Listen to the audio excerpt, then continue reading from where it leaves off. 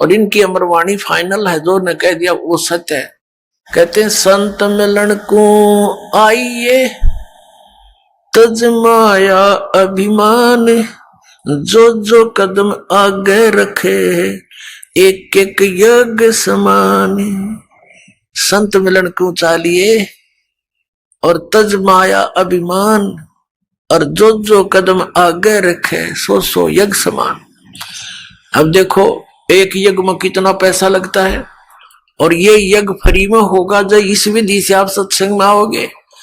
अधीर बन के आवे, विनम्र बन के आवे, इस अहंकार रूपी राक्षस को कति खत्म कर दे, अपने पास से दूर कर दे कि बस दूर हो जाए, तू तेरा और मेरा मेल रहा नहीं क्योंकि मैं भक्त बन गया।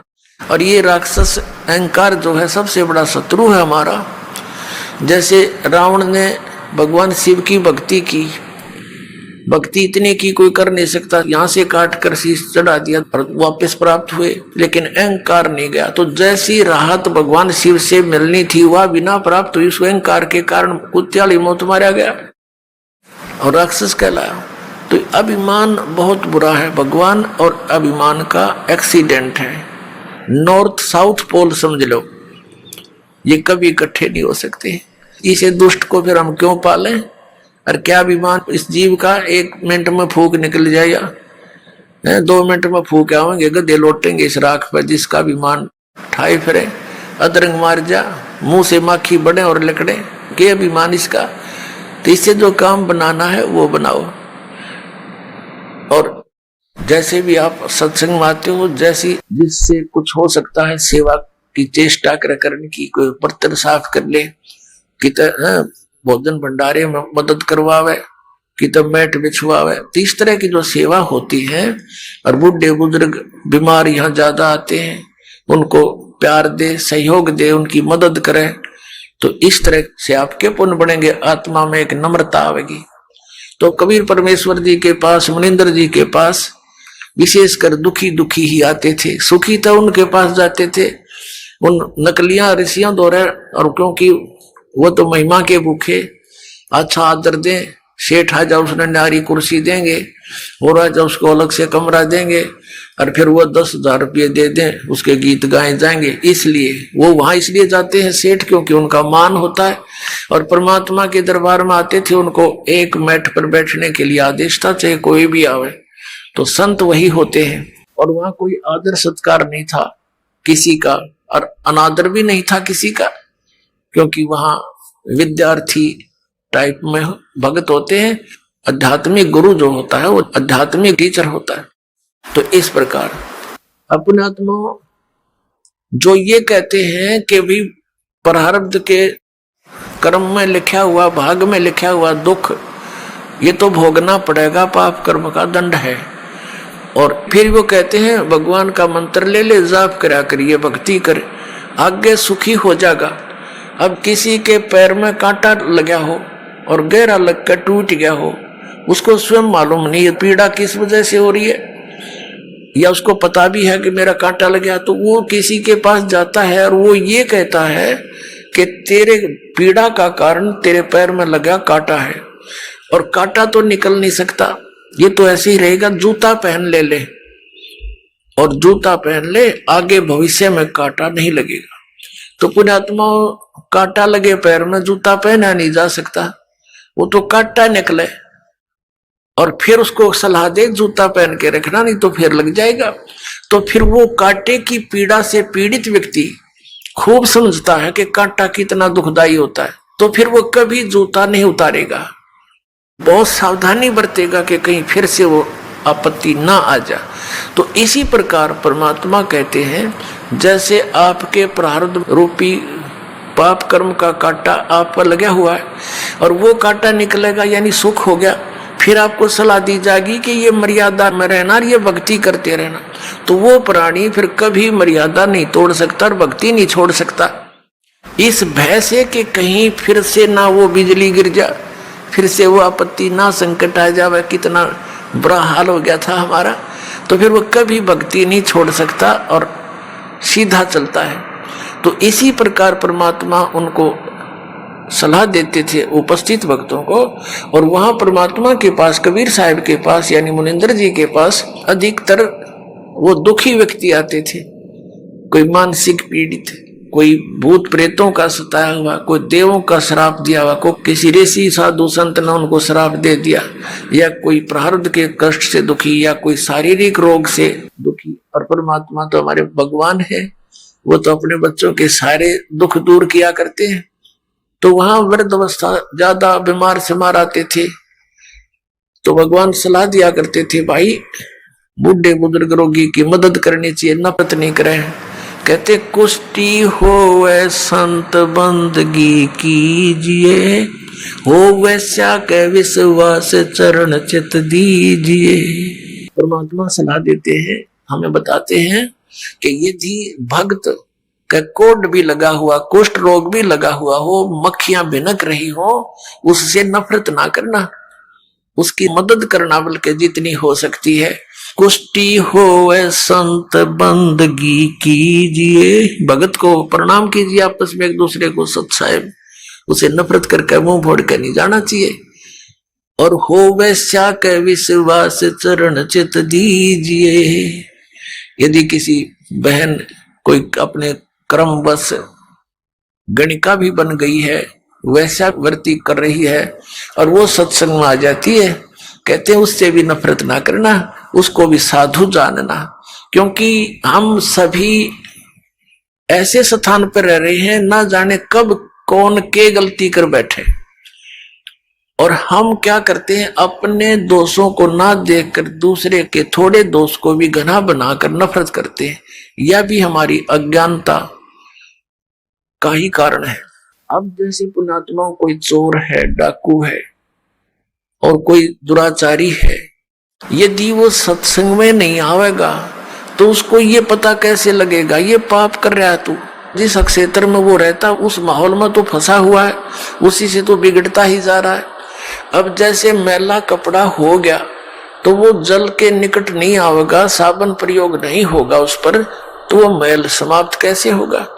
तो इस प्रकार परमात्मा परमेश्वर कबीर जी यानी मुनिंदर जी अपने उपस्थित श्रोताओं को, भक्तों को शिक्षा दिया करते थे।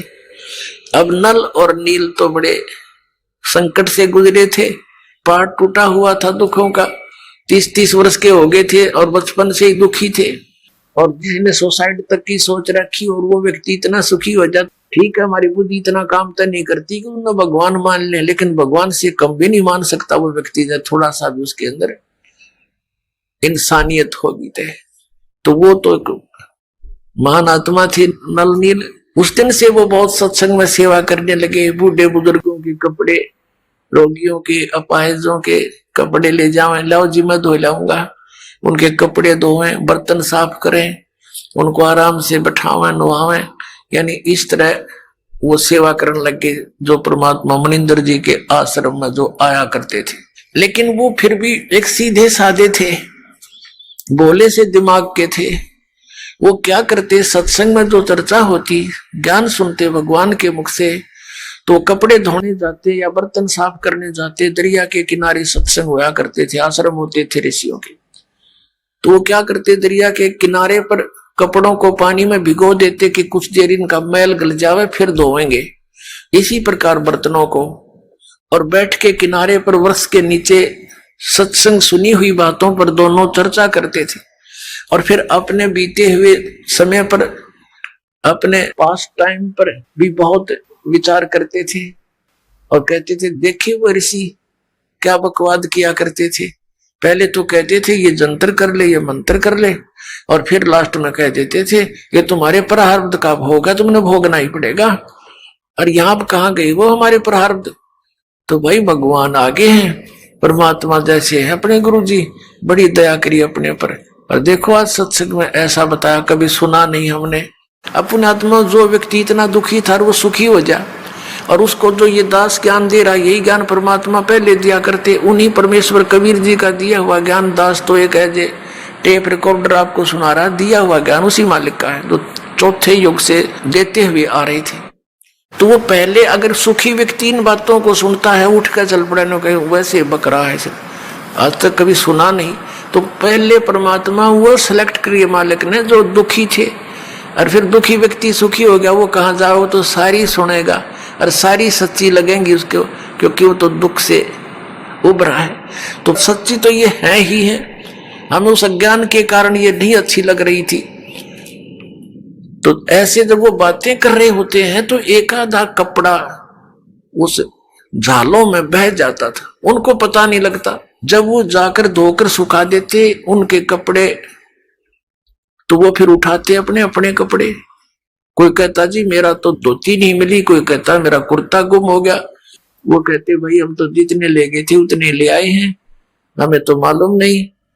इसी प्रकार बर्तनों में भी कोई एक आध बर्तन, किसी की गिलास, किसी की थाली प्रतिदिन गुम हो जाती थी। और फिर उन्होंने उनसे प्रार्थना की, भाई देखो मुश्किल से तो हम एक गिलास लाए थे, इतनी दूर से कैसे लाएंगे, भाई इससे अच्छा तो तुम ऐसा करो हमारी सेवा मत करो, हम खुद कर लेंगे, हमें तो बहुत अभाव हो गया इन वस्तुओं का, अब कहां से लाए जा करके। तो वो कहने लगे भाई आगे ध्यान रखेंगे, हम बहुत ध्यान रखेंगे। तो अन्य जो और सेवादार होते थे वो बताते थे कि ये भोले भाले व्यक्ति हैं, उन कपड़ों को बर्तनों को भिगोकर पानी में बैठ जाते, एक तरफ भगवान की चर्चा करते रहते हैं, इनको पता नहीं लगता वो पानी में बह जाते हैं। कहने का भाव ये शिकायत गुरु जी के पास पहुंच गई, मुनिंदर जी के पास। अब उनको चिंता होगी कि महाराज जी के पास बात गई और अब ये हमारी सेवा छीन लेंगे। अब सेवा छीन ली गई तो भगवान रुष्ट हुए हमारे से, गुरु जी रुष्ट हो गए तो हम पर तापत्तियां फिर आ जाएंगी। वो इस भय से करबद्ध होकर के वहां गए, गुरु जी ने बुलाए। परमात्मा ने कहा बेटा ये बहुत परेशान हो गए हैं, आपकी नीयत अच्छी है सेवा करने की, लेकिन इनको प्रॉब्लम घनी हो जाती है, तुम सेवा रहने दो बेटा, कोई और सेवा कर लो। वो चरणों में गिर गए, बुरी तरह रोने लग गए, हे परमात्मा हमारी सेवा ना छीनो, हे भगवान आगे हम बहुत ध्यान रखेंगे। तो भक्त कहते जी इनने कई बार कह ली ये बात, तो ये फिर जाते भूल जाते, इनके बस की बात नहीं। अब परमात्मा ने देखा कि इनकी श्रद्धा टूट है, इनका दिल टूट जाएगा, ये महा दुखी हो जाएंगे। तो परमात्मा कबीर मुनिंदर जी ने, परमेश्वर जी ने आशीर्वाद दे दिया, बेटा आज से तुम्हारे हाथों से कोई वस्तु जल में डूबे नहीं की, जहां रखोगे वही रहेगी, इधर टस समस्या नहीं होगी, तुम नहीं छेड़ोगे इतना। अब इस वर्ग को पाकर वो बड़े खुशी हुए, जाकर देखा वो कपड़े भिगो दिए, जहां रखे थे वही रहे। थाली बेले काशी के होते थे वो रख दिए, काशी तो वैसे डूब जाती है, काशी भर के पानी था बेला, और उस पर दरिया पर रख देते थे, जो का तो रहता था। फिर एक आध कहने लगा पत्थर तो उठा कर रख के देख लो, वो एक आधी कंकर पत्थर उठा कर रखे, वो जहां रख दिया उस जल के ऊपर एज इट इज सथी रहने लगे। तो ये उन भक्तों की तो प्रॉब्लम हल होगी जिनके बर्तन और कपड़े गुम होया करते। तो इस प्रकार नल और नील को ये आशीर्वाद परमेश्वर मुनिंदर जी द्वारा दिया गया था। अब परमात्मा कहते हैं गोता मारू स्वर्ग में जा बैठू पाताले, कह कबीर ढूंढता फिरूं अपने हीरे मोती लाल। एक श्रीलंका के अंदर एक चंद्र विजय नाम का भाट रहता था, वो कुल टोटल 16 सदस्य थे उसके घर में, पुत्र वधू पुत्र पुत्रियां सब मिलकर 16 सदस्य थे। अपने आत्माओं, एक पिता एक माता अपने बच्चों के लिए कितनी दुखी होती है। एक भी कष्ट में कोई बालक हो जावे चिंता में नींद नहीं आती। और हम जिस पिता के संतान हैं, पूरी पृथ्वी पूरा विश्व पूरे ब्रह्मांड चींटी से लेकर हाथी तक, हम सभी उस कबीर भगवान के उस अमर पुरुष के बच्चे हैं। अब हम यहाँ कितने दुखी हैं। आप तो बालक हो, पता नहीं बालक का चाहे कितना चोट लगी रहो, वो उसको कष्ट नहीं मानता, रोता अवश्य है, और फिर भी गलती करने में पीछा नहीं देखता, क्योंकि उसको ज्ञान इतना ही है। तो वो परमात्मा कितना दयालु है। अपनी प्यारी आत्माओं को शरण में लेने के लिए उस चंद्र विजय भाट के घर से थोड़ी सी दूर पर रास्ते में जिधर वो सुबह सुबह फ्रेश होने के लिए जाता था, वहां एक पेड़ के नीचे बैठ गए भगवान। एक साधु रूप बनाकर बैठ गए, ऋषि रूप में रहते ही थे। और पुण्यात्मा जो होती है भगवान को चाहने वाली, उनके लिए भगवान ने कहा कि साधु दर्शन राम का और मुख पर बसे सुहाग, दर्श उन्हीं को होत है जिनके पूर्ण भाग। कबीरा दर्शन संत के परमात्मा आवे याद, और लेखे में वाहे घड़ी बाकी का समय बाद व्यर्थ। अब संत ऋषि के दर्शन हुए, चंद्र विजय भाट ने प्रणाम किया। प्रणाम करके पहले तो चला गया, घूम फिर के आया। आते समय कहने लगा भगवान दास की कुटिया यहीं पर है, दर्शन दो दाता। अब वो तो गए इसीलिए थे, करे करावे साइया मन में लहर उठा, दादू से दरजीव के आप बगल हो जा। परमात्मा बोले भाई चलो आगे घर पे। वहां कुछ देर डिस्कस हुआ, उनके आपस में चर्चा हुई। परमात्मा से ज्ञान सुना उसने कि कहा जी भगवान को चर्चा सुनाओ। तो परमात्मा ने सारी कथा कहानी का सृष्टि रचना सुनाई, काफी ज्ञान दिया। तो वो बड़े प्रभावित हुआ, कहने लगा भगवान दास की कुटिया यहीं पर है, वहां चलिए, और वहां पर आपके और भी बच्चे हैं, वह भी आपके ज्ञान का लाभ उठाएंगे। परमात्मा तो गए उसी उद्देश्य से, घर चले गए, आसन दिया, अलग से बैठाया मालिक को, सोच कपड़े बिछा के, और फिर सत्संग सुनाया। अब उस समय तो केवल एक व्यक्ति ने नाम लिया, चंद्र विजय ने। बाकी परिवार कहने लगा नहीं, हमें अच्छा नहीं लगता इनकी ये बातें, ये तो शंकर भगवान से भी ऊपर बताते हैं। क्योंकि श्रीलंका का राजा रावण जो है भगवान शंकर से अतिरिक्त किसी की पूजा ना करता था, तो उसको देखा देखी पूरा श्रीलंका भी शिव का ही पुजारी हो गया था। तो इस बात को पहले स्वीकार नहीं हुआ, फिर वो चले गए भगवान वहां से।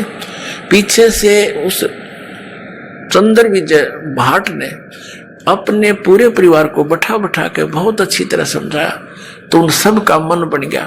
तो परमात्मा फिर वहां पहुंच गए। अब उन सभी पूरे परिवार ने नाम ले लिया, और जो मालिक ज्ञान सुनाया करता था, ये तो ज्ञान ऐसा है प्रत्येक व्यक्ति चाहता मैं सबको सुना दूं, भाई को, बहन को, रिश्तेदार को, ऐसा अनमोल ज्ञान कभी देखा ना सुना। अपनात्मा वो चंद्र विजय भाट जो था वो रावण के पास जाता था, उसको चुटकले चटकले सुना के, उनकी महिमा मुहिमा गा के, और ये भाट लोग उनका एक मनोरंजन कराया करते थे। और उधर से उसकी पत्नी जो थी वो कर्मवती नाम था उसका, वो जाती थी रावण की पत्नी मंदोदरी के पास, वो उसको चुटकले सुनाती थी अच्छे बुंडे। इस मन की आदत है, ये राम की कथा कम और काम की कथा ज्यादा सुनना चाहता है, सेक्स की। तो पहले तो बकवास सुनाया करती थी, पता नहीं के मंदोदरी भी हंसा करती, दांदरे काटा करती है चुटकुले सुन सुन के। तो फिर जब उस कर्मवती को, चंद्र विजय भाट की पत्नी को, उस बेटी बहन को मालिक का ज्ञान हुआ, सब बकवाद छूट गई। कहते हैं भवन चतुर्दश ढूंढियो परम स्नेही साध, जिन मिलते हैं सुख उपजय मिटते कोट उपहाद। ये बकवाद मिट जाती है सारी जीव की। तो वहां अब वो कर्मवती पहले तो बकवाद सुनाया करती, फिर मंदोदरी ने जब टाइम होता उसको बैठा लेती कि महारानी हमारे घर पे महाराज आते हैं हमारे गुरुजी, उन्हें बहुत अच्छा ज्ञान सुनाया, आपकी आज्ञा हो तो सुनाऊं कथा।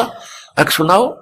मंदोदरी भगवान को चाहने वाली थी, तो वो मंदोदरी को जो कथाएं सुनाई परमात्मा से सुने हुए ज्ञान की, मंदोदरी कहने लगी कि कर्मवती तू तो बड़ी मुंह फाड़ थी, तेरी इस पात्र में नरा गोबर भरा था, गंध उगला करती थी, ये अमृत किसने डाल दिया? तू ऐसी ऐसी बातें कहां से सुने आई, तू मैंने कभी देखी ना सुनी। तो उसने बताया कि हमारे गुरुजी आते हैं, उन्होंने हमें ये ज्ञान दिया मंदोदरी। तो मंदोदरी बहुत प्रभावित हुई कि इसे संत के, ऋषि के दर्शन करने चाहिए। उसने कहा मंदोदरी इब कह तेरे गुरुजी आओ ना, तो मेरे पास बुला के लाइए। अब परमात्मा फिर गए, तो उस चंद्र विजय की पत्नी ने कहा प्रभु हमारी रानी आपको याद करती है, मैंने आपके द्वारा सुना हुआ ज्ञान उनको सुनाया, बड़ी प्रभावित हुई।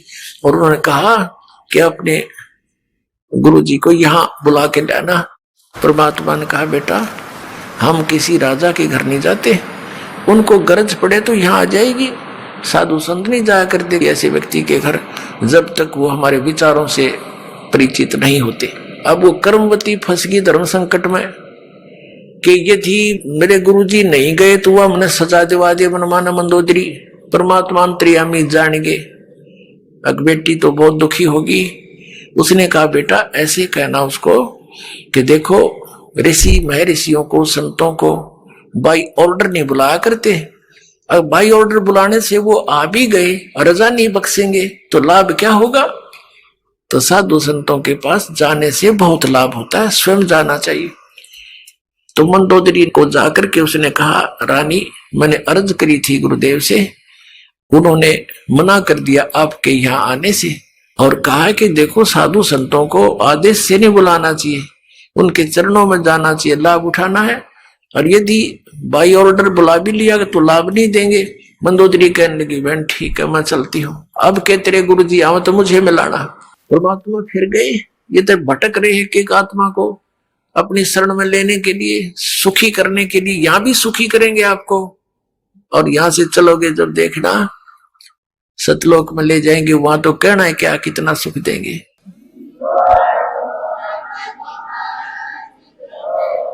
अब क्या हुआ, मंदोदरी चली गई, परमात्मा के दर्शन किए, देखते ही आत्मा खिंच गई। पुण्यात्मा थी, पिछली संस्कारी थी, परमात्मा की बच्ची, बहुत ज्यादा प्रभावित हुई मालिक के वचनों से और कहा परमेश्वर मुझे नाम दे दो। परमात्मा ने दीक्षा दी थी। अब मंदोदरी ने जो ज्ञान सुना था उसने चाहा कि अपने पति को समझा दूं, जो नरे बकरे खावे, नरे झोटे खावे, मांस खावे, दारू पीवे और भगत कवावे ब्राह्मण, इसने तो कर्म बिगाड़ दिए। क्यों ज्ञान से ज्ञान हुआ, भगवान के तत्व ज्ञान से। तो मंदोदरी ने चेष्टा की समझाने की अपने पति रावण को कि आप जो साधना कर रहे हो ये तमोगुण भगवान शिव हैं, ये पूर्ण परमात्मा नहीं है। अब वो इस बात से दुखी हो गया कि मंदोदरी तू ऐसी बातें मत कर, मैंने भगवान शंकर के यहां से शीश काट कर चढ़ा दिए, इन्होंने मेरा वापस शीश दे दिया और मेरे को कितना धन दे दिया, सिद्धि दे दी, मेरे को 1 लाख पुत्र व्रत दे दिए और मेरा पुत्र मेघनाद ऐसा है ऊपर चला गया, इंद्र को भी जीत लिया, हर मैं एक भिखारी के आगे हाथ जोड़ूंगा जाके। मंदोदरी ने बहुत समझाया कि रावण गलत बोल रहे हो आपने इस संत की महिमा से अपरिचित नहीं हो, इस कर कैसे बोल रहे हो। तो आखिर में रावण ने ये कह दिया कि मेरे को आगे से ये मत कहना, मैं तुझे मना नहीं करता, तू कितना दान कर, धर्म कर, किसी गुरु से उपदेश रख। अब कहते हैं लड़की अपने पति को हमेशा जीवित देखना चाहती है। उधर से क्या हुआ कि कुछ दिनों के बाद जैसे विष्णु अवतार श्री रामचंद्र जी राजा दशरथ के घर जन्मे थे, विवाह हुआ सीता जी के साथ। विवाह होने के कुछ समय उपरांत उनका वनवास हुआ, वो वन में अपना समय व्यतीत कर रहे थे, वहां से सीता जी का अपहरण कर ले गया रावण।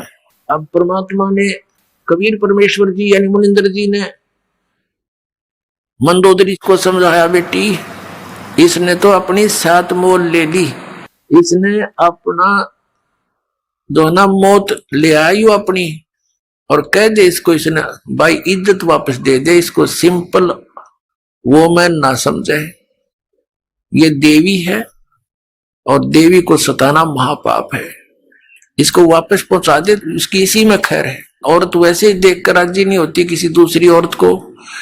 फिर भी उसने जब ये पता चला कि मेरे पति की जान संकट में आवेगी, क्योंकि संत जो कहते वो सत मानती थी, ये महापुरुष हैं, झूठ नहीं बोलते, इन्हें क्या लेना देना है, ये कोई रामचंद्र से मिले नहीं या किसी और को जानते नहीं, सिर्फ सच्चाई बता रहे हैं।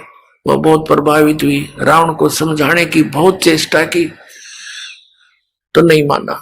कुछ दिनों के बाद क्या होता है, बीच में एक प्रकरण रह गया। अब रावण तो सुने नहीं था, और यू ज्ञान ऐसा है आदमी हजम कर नहीं सकता अकेला। जो यू ज्ञान आपको सुनेगा, दास बता रहा भगवान का दिया हुआ कबीर साहब का, तो उसकी ये नीयत रहती है बताऊं जरूर किसी से, चाहे को सुना चाहे ना सुना। तो रावण ने सुनना बंद कर दिया, उसका देवर था विभीषण। मंदोदरी उसको लगी समझाने। पहले तो दोनों भाई बैठे थे, रावण को समझावा थी, रावण नहीं माना तो विभीषण कहने लगा मुझे बता तू ये बात, मन तो बहुत अच्छी लगे, ये आपकी पहली बार सुन रहा हूं लेकिन फिर भी हृदय में समाती है। तो मंदोदरी ने उनको खूब समझाया। फिर कहा कि अब क्या बने कि दीक्षा ले, अब नाम ले गुरु जी से कि चल नाम दिलवा मेरे को। मंदोदरी अपने देवर को लेगी और नाम दिलवाया परमात्मा थे। अब उस ज्ञान से वो विभीषण भी परिपूर्ण हो गया। अब क्या होता है, रावण नहीं मान रहा था, सीता को लौटाने को नहीं राजी हो रहा था। मंदोदरी ने बहुत कुछ समझा लिया था। उधर विभीषण ने भी उसको बहुत कुछ समझाया, रावण तेरे घर में कितनी अच्छी औरत है और फिर भी तू बकवाद की तरफ चल रहा। क्यों भाई भाई को कह सकता है जब उसकी कोई संकट आपत्ति उसके सामने दिखाई देती है। नहीं तो रावण को कौन बोला, वो तो अहंकारी आदमी था, 1 मिनट में तलवार गर्दन पर जाती थी उसकी, कोई उसके नो कर दे किसी बात न था। रावण नहीं माना। रावण कहने लगा तू कायर है और तेरे बस की बात नहीं बैठ जाए एक तरह से। अब मंदोदरी ने देखा कि ये नहीं मानेगा, ये मरेगा और मैं विधवा हो जाऊंगी। अपने गुरुजी से प्रार्थना की, भगवान आप दया कर दो, कभी समझा दो, एक बार मान जाते वो तो आपकी बात को। परमात्मा ने कहा बेटा ये नहीं मानने वाला, इसके अंदर वो गुण नहीं है। तो मंदोदरी ने कहा भगवान एक बार आप उनको समझाने की चेष्टा करो दाता, और यदि वो नहीं मानेगा तो मैं अपने आप को आज से विधवा मान लूंगी, मन दुख नहीं आओगा परमात्मा इसके मरने का। तो परमात्मा ने सोची या बूढ़ी बेटी अब ये जुगाड़ जोड़ रखे कालना हमारे, कितना नालायक 1 नंबर का दुष्ट व्यक्ति वो रावण। कहते 100 झोटियां का मांस तो एक दिन पक्या करता उसके लिए, और 100 मटके दारू के पिया करता एक कब। अपने आत्मा में ये बात हमारे दच्चे नहीं, क्योंकि 100 झोटियां का मांस एक आदमी के ऊपर खावे, क्योंकि हम उनके शरीरों से परिचित नहीं, उनकी हाइट से परिचित नहीं, उनके आहार से परिचित नहीं। ये तो हमने देखे 61वां वर्ष चल रहा दास का, जब हम छोटे छोटे थे से टुकड़े टुकड़े आदमी देखे, अरनों का करते ही 32 लड्डू खा जाता है, एक 32 आदमी खाओ 32 लड्डुआन आज के दिन, और उनके बदहजमी हो जाए, और एक एक धड़ी खीर खा जाया करते ये ब्राह्मण हमने देखे, यानी 5-5 किलो हरी वे कटोरी ना उठे। तो इस बात से भूल जाओ। तो कहने का भाव ये हम उस सती बातें इतने कुकर्म करा डेली, उसका बुद्धि में कहाँ आ ये बातें। तो परमात्मा ने सोचा या बेटी इसका बंदगी या इसकी कमजोरी इसको मारेगी। तो परमात्मा ने कहा ठीक है बेटी मैं जाता हूं, एक दिन कोशिश करूंगा तेरी श्रद्धा ना टूट जाए भगवान। तो इसलिए अब रावण की सभा लगी हुई थी और जिस समय उसकी मीटिंग होती थी स्ट्रिक्ट ऑर्डर होता था कि बाहर से चिड़िया भी नहीं आ जाए अंदर। उस समय परमात्मा वहां जाकर प्रकट हो गए, पहरेदारों के पास खड़े हुए, कहा भी राजा को संदेशा दो कि ऋषि मुनिंदर आए हैं, वो आपसे मिलना चाहते हैं, कुछ आपको शिक्षा देना चाहते हैं। अब वो कहने लगे पहरेदार महाराज जी हमें बख्शो, इधर आज कोई जा नहीं सकता, अंदर का आदेश बाहर जा सकता है, बाहर का आदेश भी हम अंदर देने नहीं जा सकते, हमारा राजा बहुत खतरनाक है, गर्दन काट देगा। परमात्मा वहां से अंतर ध्यान हुए, जहां रावण बैठा था ऊंची स्टेज पे और नीचे उनके बैठे थे सपसलार कुर्सियों पे, उसके थोड़ी सी दूरी पर अंदर जाता हुआ देखा। ऋषि देखकर वो एकदम चकित हुआ कि ये व्यक्ति अंदर कैसे आ गया, हमारी गुप्त मीटिंग चल रही थी। तो उसने आव देखा ना ताव देखा, वो तलवार निकाली कि तू अंदर कैसे आ गया। अब उसने क्रोध में 70 वार किए थे तलवार के परमात्मा को काटने के लिए, और कबीर परमेश्वर अर्थात मुनिंदर जी के हाथ में एक सीख थी झाड़ू की। ये झाड़ू होता है, उसकी सीख एक ले रखी थी दाता ने, और जब वो तलवार मारे तो वह सीख अड़ा दे थे। वो सीख के ऐसे लगे थी वो तलवार उसकी, जैसे लोहे के खंभे के लगा, कट्टा कट हो।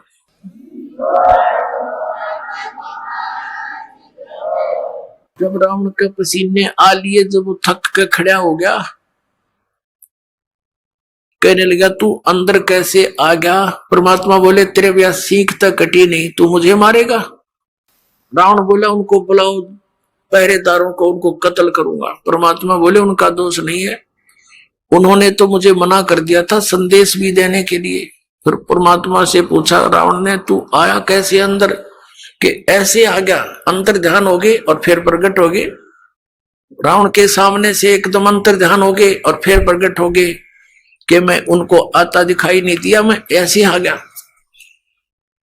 अब वो दुष्ट आत्मा फिर भी ना समझाई वो कौन है तेरे सामने। कहने लगा देखो तू जा यहां से, तू आया किस लिए है, बता तेरी बात क्या है। तो परमात्मा ने कहा कि रावण तेरा जो है अंतिम समय आ लिया है और मेरे आदेश का पालन करके जब तू इस लड़की को वापस दे देगा, सीता को, इस देवी को, तो तेरी जीवन को मैं बदल दूंगा, इन बुराइयां तेने छोड़नी पड़ेंगी। वो कहने लगा तेरे जैसे शिक्षक मेरे पास बहुत आ लिए, मैं शिक्षा बिना नहीं हूं, मैं खुद ब्राह्मण हूं, विद्वान पुरुष हूं, और तू एक भिखारी ऋषि, मुझे क्या शिक्षा देता? मैं तेरी बात ना मानू कौन। अब रावण की तो वो स्थिति हो चुकी थी, कबीर ये माया अटपटी, सब गट आण अड़ी, किस किस न समझाऊं या कुएं भांग पड़ी। एक बूढ़ा व्यक्ति शराब पिए खड़ा था और न्यू अल्लाह उसका डोगा गिर गया जमीन पे, वो डंडा ले रखा था, वो गिर गया। एक जेंटलमैन आया, वो कहने लगा बुजुर्ग ताऊ जी तो यह शराब क्यों पिया करो आप, देख सारा शरीर कांप रहा आपका और डोगा भी ना उठता। नो बोला रे डोगा दे दे, तो कहने लगा शराब ना पिया करे। नो बोला रे शिक्षा बिना ना रह रहा तो न देना होता, दे डोगा ना जा तू अपना काम कर। नो बोला तेरे प्रवचनों बिना कच्चा ना रह रहा, तेरे कैसे बहुत मिल लिया, मैंने ये बात करनी है, दारू ना पिया करे, धन यो डोगा पकड़ाना हो तो उठा देना, चल तू अपना काम कर। तो रावण ने तो भाई इतनी पी रखी थी इस काल की भांग। परमात्मा से कहा कि तेरी बात मानू ना कति, तू जा चाहे मत जा। किन्हों देख लिया मारे तो मरता ना, सारे कुकर्म करके देख लिए और फिर भी नू ना माना, ये कौन है? तो परमात्मा कहते हैं आपको इस काल ने अंधा कर दिया, इस झूठे सुख को सुख है ये मान रहा मनमोद, ये सकल जबीना काल का कुछ मुख में कुछ गोद। और उस मीटिंग में विभीषण भी उपस्थित था। परमात्मा आगे वहां से चले गए। शाम के समय विभीषण घर पे आया, अपनी भाभी से कहा कि आज तो गुरुजी को मार दिया होता भाई ने। तो मंदोदरी कहने लगी ये इस संकट में मैंने ही गुरुदेव को डाल दिया नालायक ने, और मेरी प्रार्थना पर ही वहां गए हैं। क्या हुआ कि ऐसे ऐसे एकदम कितने क्रोधित हो गए, स्टेज से कूद कर स्वयं तलवार मारने लगे। गुरुजी के हाथ में एक सीख थी, वह सीख भी ना कटी। जब थक के बैठ गया, परमात्मा ने कुछ कहना चाहा, मान्या नहीं, तो भगवान वहां से आ गए। पुण्यात्माओं, जो हमारा पिता है उसकी तो मैं खबर भी नहीं, जो हमारे लिए दुख पा रहा है, भटक रहा है, एक प्राणी को समझाने के लिए, ज्ञान देने के लिए, अपनी शरण में लेकर यहां भी सुखी करने के लिए, और हम उनको पूज रहे हैं जो हमें ना सुख दे सकते ना दुख दे सकते, क्योंकि देवता है ये ब्रह्मा विष्णु महेश, ये हमारे प्रारब्ध को परिवर्तित भी नहीं कर सकते और ये दुख दे नहीं सकते क्योंकि ये देवता है, अच्छी आत्माएं हैं। तो हम इनको पूज रहे थे। तो पुण्यात्माओं, मंदोदरी कहने लगी गुरुदेव के पास, जो परमात्मा से मिलने गई, और कहा भगवान क्षमा करना मुझ दासी को, मेरे कारण आपने बहुत ऊंच नीच सुनना पड़ा दाता। मेरा पति का मुंह था, वो मुझे सता रहा था।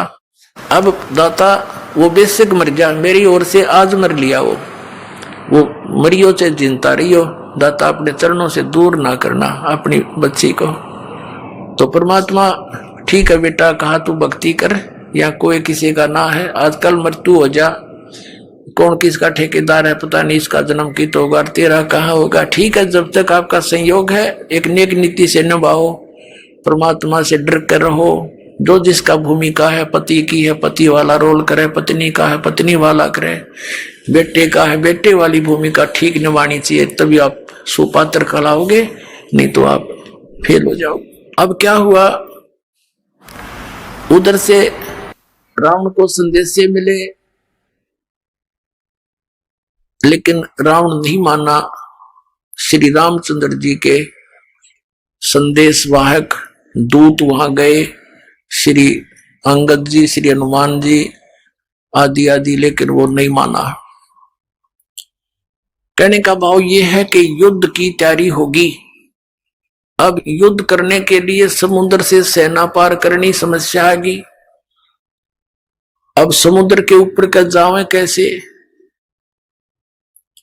तो कहते हैं उनके इतिहास में लिखा है जीवनी में कि 3 दिन तक श्री रामचंद्र जी ने घुटनों जल में खड़ा होकर समुद्र के अंदर और प्रार्थना की थी कि हे जल्दी, हे समुद्र राज, मुझे रास्ता दे दे, मैं बहुत आपत्ति में हूं, मेरी पत्नी को ऐसे ऐसे रावण ने उठा लिया है, सेना पार करनी है, उस राक्षस को मारना है और उस देवी को छुड़वाना है। लेकिन समुद्र नहीं माना। अंत में कहते श्री रामचंद्र जी ने लक्ष्मण से कहा कि मेरा अग्निबाण दे, लातों के भूत बातों से नहीं मानते। लक्ष्मण ने अग्निबाण दे दिया उठा के। रामचंद्र जी ने जो ही वो बाण साधा समुद्र को फूकने के लिए, उसमें लपटें निकलने लगी। उसी समय एक ब्राह्मण रूप बनाकर समुद्र प्रकट हो गया और कहा भगवान, यदि आप मुझे जला भी दोगे, आप फिर भी नहीं जा सकते, खंडर हो जाएगा, इसमें जाओगे क्यों करे, ये तो कुआं हो जाएगा जेरा, ना जाने कितने जीव मरेंगे, आप पाप के भागी हो जाओगे। ऐसा काम करो भगवान, मेरी मर्यादा भी बनी रहे और आपका काम भी हो जा, सर्प भी मर जा, लाठी भी ना टूटे।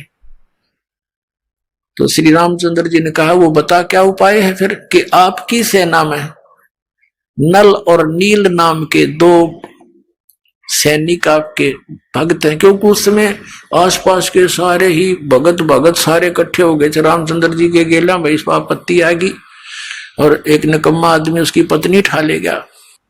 उधर से शिवलोक से भी काफी गण आए थे, भगवान शिव ने भेजे थे, तो वह बहुत इकट्ठे हो गए थे। तो नल और नील को बुलाया गया। नल और नील से श्री रामचंद्र जी ने कहा कि भाई एक पर आपकी परीक्षा दो तुम। समुद्र ने यह बताया कि इनके गुरुजी के द्वारा दिया हुआ आशीर्वाद है इनका, और उनके आशीर्वाद से मेरे ऊपर ये कोई भी वस्तु रखते हैं वो डूबती नहीं, वहां से टस से मस नहीं होगी, वहीं रहेगी, तो मेरे ऊपर वजन नहीं बनेगा इसका। अब भगवान श्री रामचंद्र जी ने कहा भी एक बार ट्राई दिखाओ तुम। अब देखो हम ऐसे मार खाते हैं, पहले तो नल और नील 100 शुक्र मनाया करते अपने मुनिंद्र भगवान के, और उस दिन वो आंडी पाक गए। अभिमान हो गया उनको कि यदि आज हम गुरुजी को याद करेंगे, जंतर मंत्र प्रणाम करते हैं जैसे याद करने के लिए, तो ये न सोचेंगे उपस्थित जन ये कहीं और से शक्ति प्राप्त करते हैं, इनके अंदर कोई पावर नहीं। अब उन्होंने दोनों ने फटाफट उठाया एक एक पत्थर और रख दिया समुद्र पर, डूब गया। उनको भी अचंबा हुआ, उन्हें फिर दूसरा उठाया वो भी डूब गया, तीसरा रखा वो भी डूब गया। अब ये एक दूसरे के मुंह की तरफ देख रहे हैं और श्री रामचंद्र जी कहने लगे समुद्र से, वो जो ब्राह्मण रूप में उपस्थित था, मानो ये कहना चाह रहे हैं कि तू झूठ बोल रहा था। तो वो ब्राह्मण रूप में उपस्थित समुद्र ने कहा कि भगवान आज इनने कोई गलती कर दी, क्यों भाई तुमने अपने गुरु जी को याद नहीं किया, आज दिखा है ये अभिमान में आगे, इसलिए इनके हाथ से वो पावर चली गई दिखे। वो तो अपना एस्टीमेट बतावा था और वह सचमुच ऐसा ही हो गया था। अब उन दोनों ने फिर अक्षमा याचना की, गुरुजी को याद किया, हे दाता दया करो, हमसे गलती होगी, माफ करो, हम तो पापी आत्मा है। वो डर गए न्यू अकदे फिर वो आपत्ति फिर ना आ जा तुम्हारे पे, और तुमने कर दी गलती आज ज्यादा, अब मान बढ़ाई की भूख में। तो पुण्यात्माओं, परमात्मा हमें आगाह करते हैं कि यदि तुम ऐसे मर्यादा तोड़ दोगे, भक्ति आपकी नष्ट हो जाएगी। जैसे माता गर्भ को रखे यतन बनाए और ठेस लगे तो छन होए, ऐसे भक्ति जावे। जैसे किसी बहन को, माता को बहुत वर्षों के बाद कोई गर्भ रहा हो, फिर वो कितनी चिंतित होती है उस बालक को परिपूर्ण करने के लिए, कहीं ऊंचे नीचे में पैर न रखा जा, चलते समय भी बहुत सावधानी बरतती है, और रात के समय करवट बदलते समय भी वो बहुत चिंतित रहती है, कहीं मेरे बालक पर जोर ना आ गया, एकदम उदड़क के पड़ती है और देखती है दर्द पीड़ा तो नहीं होगी मुझे। तो कहते हैं जैसे माता गर्भ को रखे यतन बना और ठेस लगे तो क्षीण होए, तेरी ऐसे भक्ति नसावे। तो उनकी भक्ति नसगी खत्म हो, रोए पीटे याद किया भगवान को, वो तो मालिक ने करना ही था, क्योंकि श्री रामचंद्र विष्णु अवतार और श्री कृष्ण भी विष्णु अवतार, और विष्णु कौन, ये भी भगवान का बच्चा। आप जैसी आत्मा पुनकर्मी प्राणी, पोस्ट ये मिल गई इसको। जैसे आप किसी का भाई मंत्री बन जाता है तो भाई ही उसका, वैसे वो कितनी पोस्ट पे बैठा है, तो ऐसे ही उस परमात्मा के ही बच्चे हैं। तो उनके दुख का निवारण भी वही परमात्मा कर सकता है और कोई नहीं कर सकता। जैसे आपने श्रीमद् भगवत गीता अध्याय नंबर 15 के श्लोक नंबर 1 से लेकर 4 और 16-17 में जो सुना कि ऊपर को जड़, वो तो संसार रूपी वृक्ष की जड़ है, ऊपर को जड़ है वो तो मूल मालिक है, पूर्ण परमात्मा है, और नीचे को तीनों गुण रूपी शाखा, ये ब्रह्मा विष्णु महेश रूपी शाखाएं हैं, और वो परमात्मा जो मूल है, जो जड़ है, वो तीनों लोकों में प्रवेश करके सबका धारण पोषण करता है। 15वें अध्याय के 17वें श्लोक में कहा है कि उत्तम पुरुष तु अन्य परमात्मा इति उदारत, यह लोक चरम आविश्य विवर्ती अवैश्वर है। वो मूल मालिक जो है, जो सारे संसार रूपी वृक्ष की जड़ है, मूल है, वहां से सबको आहार मिलता है। तो वो सबका धारण पोषण, यानी जिसकी जिस स्थिति की कोई संकट है, और वो परमात्मा ही उसका निवारण करता है। अपने आत्माओं, ये बहुत लंबा इतिहास है, कई दिनों में आपका समझ में आओगा। सबसे पहले जो परमात्मा आए थे और इस काल से वहां ऊपर मिले थे, इनका उसने विवाद बहुत किया था, फिर समर्थ के सामने वो नतमस्तक हो गया था। इसने कुछ वरदान मांगा था। एक तो ये मांगा था कि आप अपना ज्ञान देकर अपने शरण में लेना, जबरदस्ती ना करना, बलात् मत लेना मेरे से जीवों को।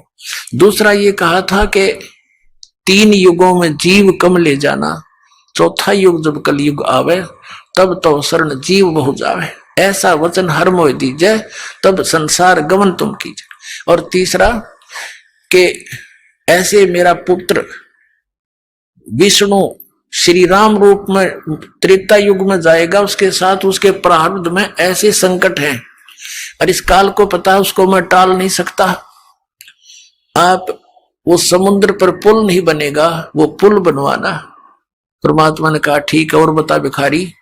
फिर कहा कि ऐसे ऐसे श्री कृष्ण रूप में मेरा पुत्र जाएगा, और वो एक जगन्नाथ नाम से एक पुरी के अंदर एक मंदिर बनवाना चाहेगा, और समुद्र उसने बन नहीं देगा, आप वहां उसकी रक्षा करना।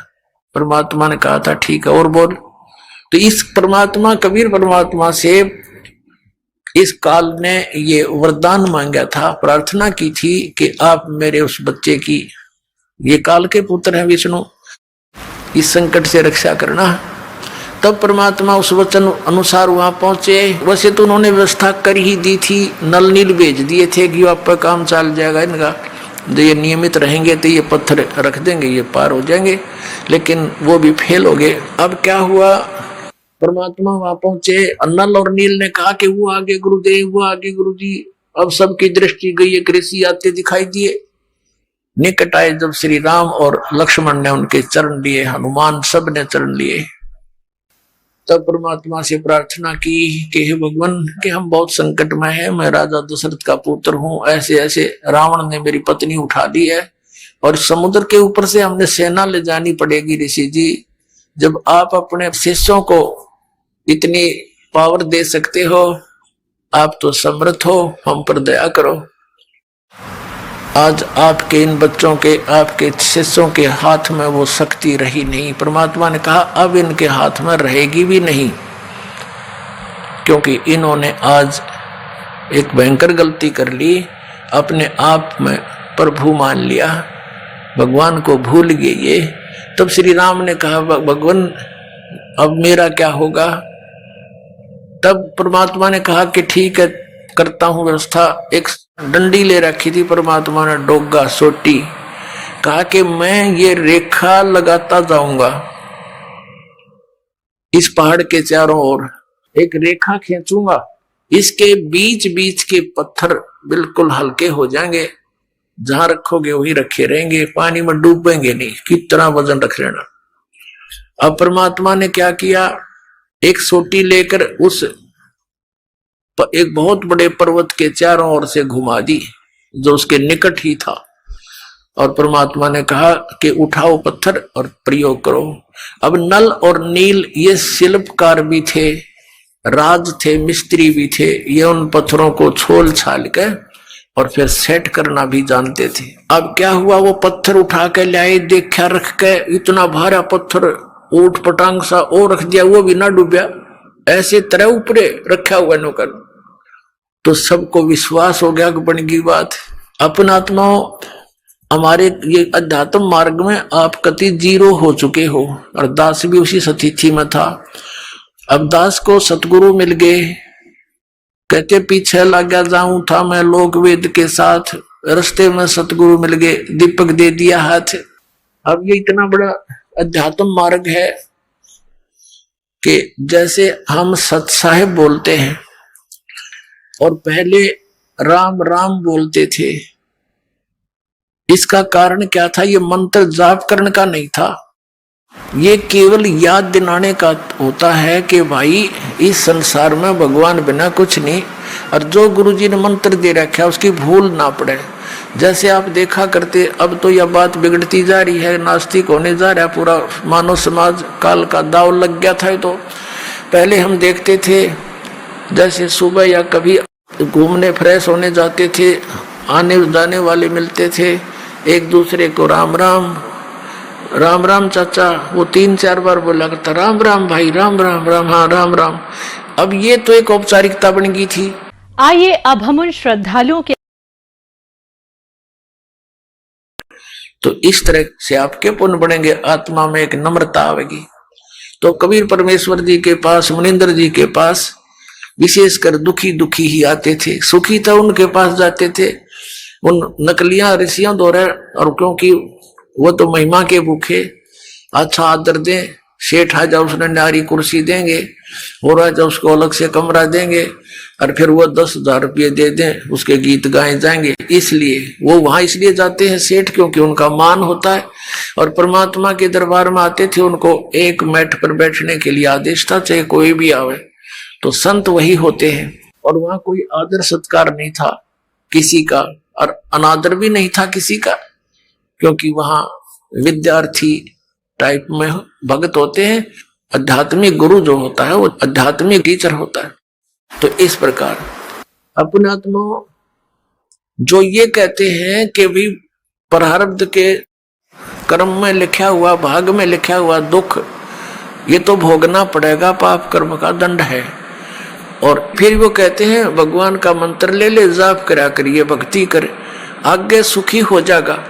अब किसी के पैर में कांटा लगा हो और गहरा लग कर टूट गया हो, उसको स्वयं मालूम नहीं है पीड़ा किस वजह से हो रही है, या उसको पता भी है कि मेरा कांटा लग गया, तो वो किसी के पास जाता है और वो ये कहता है कि तेरे पीड़ा का कारण तेरे पैर में लगा कांटा है, और कांटा तो निकल नहीं सकता, ये तो ऐसे ही रहेगा, जूता पहन ले और जूता पहन ले, आगे भविष्य में कांटा नहीं लगेगा। तो पुण्यात्मा, कांटा लगे पैर में जूता पहना नहीं जा सकता, वो तो कांटा निकले और फिर उसको सलाह दे जूता पहन के रखना, नहीं तो फिर लग जाएगा।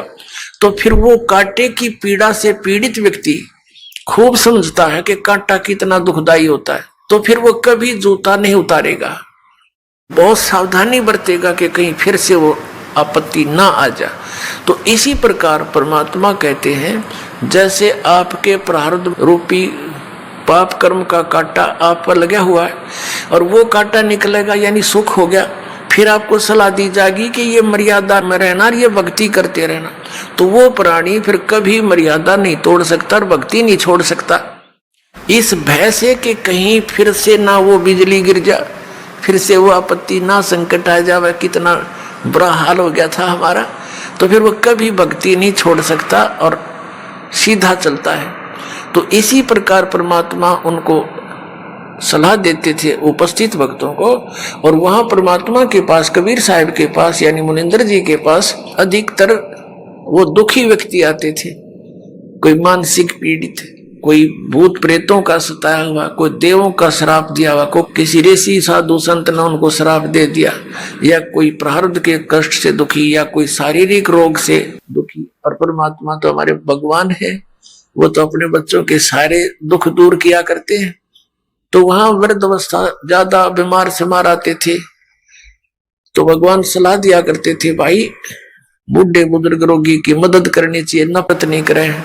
कहते कुष्टी होवे संत बंदगी कीजिए, हो वैसा के विश्वास चरण चित दीजिए। परमात्मा सलाह देते हैं, हमें बताते हैं कि यदि भक्त का कोढ़ भी लगा हुआ, कुष्ठ रोग भी लगा हुआ हो, मक्खियां भिनक रही हो, उससे नफरत ना करना, उसकी मदद करना बल्कि जितनी हो सकती है। कुष्टी होवे संत बंदगी कीजिए, भगत को प्रणाम कीजिए, आपस में एक दूसरे को सत साहेब, उसे नफरत करके मुंह फोड़ के नहीं जाना चाहिए।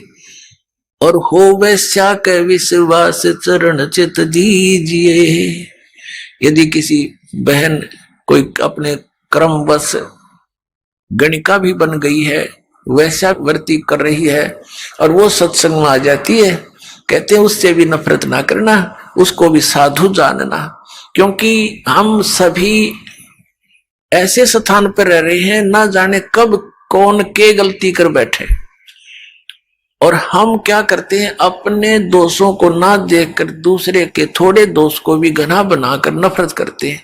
यह भी हमारी अज्ञानता का ही कारण है।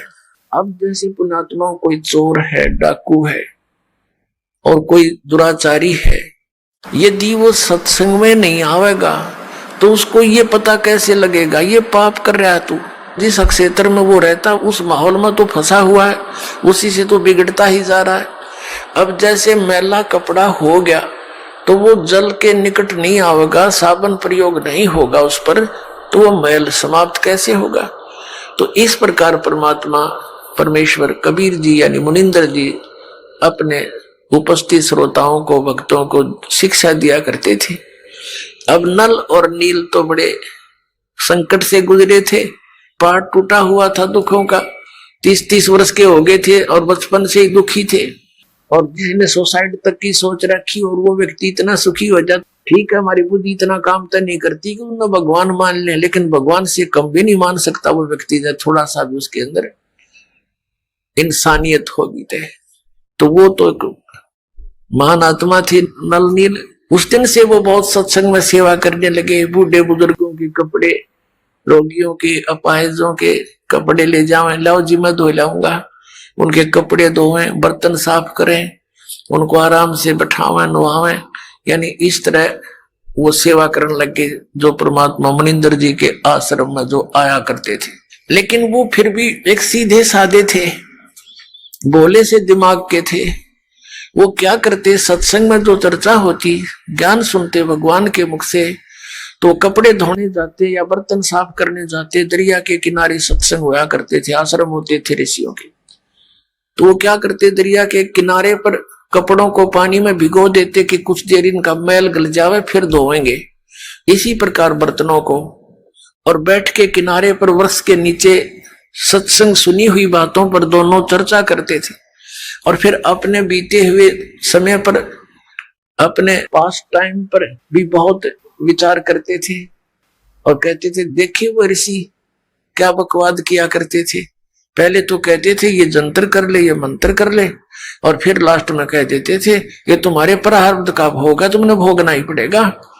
और यहाँ कहाँ गई वो हमारे प्रारब्ध? तो भाई भगवान आगे हैं, परमात्मा जैसे है अपने गुरुजी, बड़ी दया करी अपने पर। और देखो आज सत्संग में ऐसा बताया, कभी सुना नहीं हमने। अपने आत्मा जो व्यक्ति इतना दुखी था वो सुखी हो जा, और उसको जो ये दास ज्ञान दे रहा, यही ज्ञान परमात्मा पहले दिया करते। उन्हीं परमेश्वर कबीर जी का दिया हुआ ज्ञान, दास तो एक है जे टेप रिकॉर्डर आपको सुना रहा, दिया हुआ ज्ञान उसी मालिक का है जो चौथे युग से देते हुए आ रहे थे। तो वो पहले अगर सुखी व्यक्ति इन बातों को सुनता है, उठ कर चल पड़ा, वैसे बक रहा है, आज तक कभी सुना नहीं। तो पहले परमात्मा वो सेलेक्ट करिए मालिक ने जो दुखी थे, और फिर दुखी व्यक्ति सुखी हो गया, वो कहाँ जाओ तो सारी सुनेगा और सारी सच्ची लगेंगी उसको, क्योंकि वो तो दुख से उभरा है। तो सच्ची तो ये है ही है, हमें उस अज्ञान के कारण ये नहीं अच्छी लग रही थी।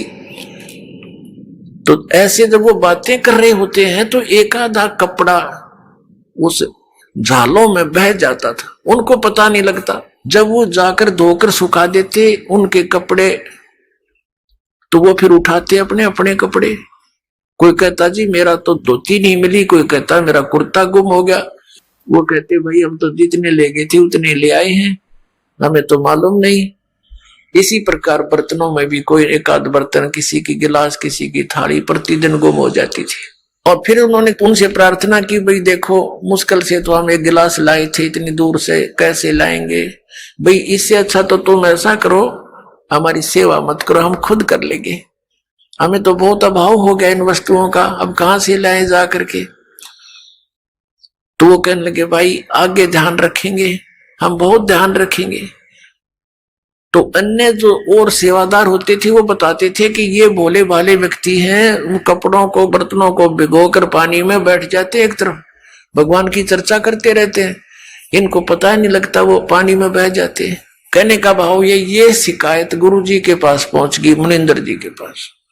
अब उनको चिंता होगी कि महाराज जी के पास बात गई और अब ये हमारी सेवा छीन लेंगे। अब सेवा छीन ली गई तो भगवान रुष्ट हुए हमारे से, गुरुजी रुष्ट हो गए तो हम पर तापत्तियां फिर आ जाएंगी। वो इस भय से करबद्ध होकर के वहां गए, गुरुजी ने बुलाए। परमात्मा ने कहा बेटा ये बहुत परेशान हो गए हैं, आपकी नीयत अच्छी है सेवा करने की, लेकिन इनको प्रॉब्लम घनी हो जाती है, तुम सेवा रहने दो बेटा, कोई और सेवा कर लो। वो चरणों में गिर गए, बुरी तरह रोने लगे, हे परमात्मा हमारी सेवा ना छीनो, हे भगवान आगे हम बहुत ध्यान रखेंगे। तो भक्त कहते जी इनने कई बार कह ली ये बात, तो ये फिर जाते भूल जाते, इनके बस की बात नहीं। अब परमात्मा ने देखा कि इनकी श्रद्धा टूट है, इनका दिल टूट जाएगा, ये वहां दुखी हो जाएंगे। तो परमात्मा कबीर मुनिंदर जी ने, परमेश्वर जी ने आशीर्वाद दे दिया, बेटा आज से तुम्हारे हाथों से कोई वस्तु जल में डूबे नहीं की, जहां रखोगे वही रहेगी, इधर टस समस्या नहीं होगी, तुम नहीं छेड़ोगे इतना। अब इस वर्क को पाकर वो बड़े खुशी हुए, जाकर देखा वो कपड़े भिगो दिए, जहां रखे थे वही रहे। थाली बेले काशी के होते थे वो रख दिए, काशी तो वैसे डूब जाती है, काशी भर के पानी था बेला, और उस पर दरिया पर रख देते थे, जो का तो रहता था। फिर एक आध कहने लगा पत्थर तो उठा कर रख के देख लो, वो एक आधी कंकर पत्थर उठा कर रखे, वो जहां रख दिया उस जल के ऊपर एज इट इज सथी रहने लगे। तो ये उन भक्तों की तो प्रॉब्लम हल होगी जिनके बर्तन और कपड़े गुम होया करते। तो इस प्रकार नल और नील को ये आशीर्वाद परमेश्वर मुनिंदर जी द्वारा दिया गया था। अब परमात्मा कहते हैं गोता मारू स्वर्ग में जा बैठू पाताले, कहे कबीर ढूंढता फिरूं अपने हीरे मोती लाल। एक श्रीलंका के अंदर एक चंद्र विजय नाम का भाट रहता था। वो कुल टोटल 16 सदस्य थे उसके घर में, पुत्र वधू पुत्र पुत्रियां सब मिलकर 16 सदस्य थे। अपने आत्माओं, एक पिता एक माता अपने बच्चों के लिए कितनी दुखी होती है। एक भी कष्ट में कोई बालक हो जावे चिंता में नींद नहीं आती। और हम जिस पिता के संतान हैं, पूरी पृथ्वी पूरा विश्व पूरे ब्रह्मांड चींटी से लेकर हाथी तक, हम सभी उस कबीर भगवान के उस अमर पुरुष के बच्चे हैं। अब हम यहाँ कितने दुखी हैं। आप तो बालक हो, पता नहीं बालक का चाहे कितना चोट लगी रहो, वो उसको कष्ट नहीं मानता, रोता अवश्य है और फिर भी गलती करने में पीछा नहीं देखता, क्योंकि उसको ज्ञान इतना ही है। तो वो परमात्मा कितना दयालु है। अपनी प्यारी आत्माओं को शरण में लेने के लिए उस चंद्र विजय भाट के घर से थोड़ी सी दूर पर रास्ते में, जिधर वो सुबह सुबह फ्रेश होने के लिए जाता था, वहां एक पेड़ के नीचे बैठ गए भगवान। एक साधु रूप बनाकर बैठ गए, ऋषि रूप में रहते ही थे। और पुण्यात्मा जो होती है भगवान को चाहने वाली, उनके लिए भगवान ने कहा कि साधु दर्शन राम का और मुख पर बसे सुहाग, दर्श उन्हीं को होत है जिनके पूर्ण भाग। कबीरा दर्शन संत के परमात्मा आवे याद, और लेखे में वाहे घड़ी बाकी का समय बाद व्यर्थ। अब संत ऋषि के दर्शन हुए, चंद्र विजय भाट ने प्रणाम किया। प्रणाम करके पहले तो चला गया, घूम फिर के आया। आते समय कहने लगा, भगवान दास की कुटिया यहीं पर है, दर्शन दो दाता। अब वो तो गए इसीलिए थे, करे करावे साइया मन में लहर उठा, दादू से दरजीव के आप बगल हो जा। परमात्मा बोले भाई चलो आगे घर पे। वहां कुछ देर डिस्कस हुआ, उनकी आपस में चर्चा हुई। परमात्मा से ज्ञान सुना उसने, कि कहा जी भगवान को चर्चा सुनाओ। तो परमात्मा ने सारी कथा कहानी का सृष्टि रचना सुनाई, काफी ज्ञान दिया। तो वो बड़े प्रभावित हुआ, कहने लगा भगवान दास की कुटिया यहीं पर है, वहां चलिए, और वहां पर आपके और भी बच्चे हैं, वह भी आपके ज्ञान का लाभ उठाएंगे। परमात्मा तो गए उसी उद्देश्य से, घर चले गए, आसन दिया, अलग से बैठाया मालिक को, सोच कपड़े बिछा के, और फिर सत्संग सुनाया। अब उस समय तो केवल एक व्यक्ति ने नाम लिया, चंद्र विजय ने। बाकी परिवार कहने लगा नहीं, हमें अच्छा नहीं लगता इनकी ये बातें, ये तो शंकर भगवान से भी ऊपर बताते हैं। क्योंकि श्रीलंका का राजा रावण जो है, भगवान शंकर से अतिरिक्त किसी की पूजा ना करता था, तो उसको देखा देखी पूरा श्रीलंका भी शिव का ही पुजारी हो गया था। तो इस बात को पहले स्वीकार नहीं हुआ। फिर वो चले गए भगवान वहां से। पीछे से उस चंद्र विजय भाट ने अपने पूरे परिवार को बैठा बैठा के बहुत अच्छी तरह समझाया, तो उन सब का मन बन गया। तो परमात्मा फिर वहां पहुंच गए। अब उन सभी पूरे परिवार ने नाम ले लिया। और जो मालिक ज्ञान सुनाया करता था, ये तो ज्ञान ऐसा है, प्रत्येक व्यक्ति चाहता है मैं सबको सुना दूं, भाई को, बहन को, रिश्तेदार को। ऐसा अनमोल ज्ञान कभी देखा ना सुना। अपना वो चंद्र विजय भाट जो था, वो रावण के पास जाता था, उसको चुटकले चटकले सुना के, उनकी महिमा मुहिमा गा के, और ये भाट लोग उनका एक मनोरंजन कराया करते थे। और उधर से उसकी पत्नी जो थी, वो कर्मवती नाम था उसका, वो जाती थी रावण की पत्नी मंदोदरी के पास, वो उसको चुटकले सुनाती थी, अच्छे बुंडे। इस मन की आदत है, ये राम की कथा कम और काम की कथा ज्यादा सुनना चाहता है, सेक्स की। तो पहले तो बकवास सुनाया करती थी, पता नहीं के मंदोदरी भी हंसा करती, दांदरे काटा करती है, चुटकुले सुन सुन के। तो फिर जब उस कर्मवती को, चंद्र विजय भाट की पत्नी को, उस बेटी बहन को मालिक का ज्ञान हुआ, सब बकवाद छूट गई। कहते हैं भवन चतुर्दश ढूंढियो परम स्नेही साध, जिन मिलते सुख उपजय मिटते कोट उपहाद। ये बकवाद मिट जाती है सारी जीव की। तो वहां अब वो कर्मवती पहले तो बकवास सुनाया करती, फिर मंदोदरी ने जब टाइम होता उसको बैठा लेती कि महारानी हमारे घर पे महाराज आते हैं हमारे गुरुजी, उन्हें बहुत अच्छा ज्ञान सुनाया, आपकी आज्ञा हो तो सुनाऊं कथा। अब सुनाओ। मंदोदरी भगवान को चाहने वाली थी, तो वो मंदोदरी को जो कथाएं सुनाई परमात्मा से सुने हुए ज्ञान की, मंदोदरी कहने लगी कि कर्मवती तू तो बड़ी मुंह फाड़ थी, तेरी इस पात्र में नरा गोबर भरा था, गंध उगला करती थी, ये अमृत किसने डाल दिया? तू ऐसी ऐसी बातें कहां से सुने आई, तू मैंने कभी देखी ना सुनी। तो उसने बताया कि हमारे गुरुजी आते हैं, उन्होंने हमें ये ज्ञान दिया मंदोदरी।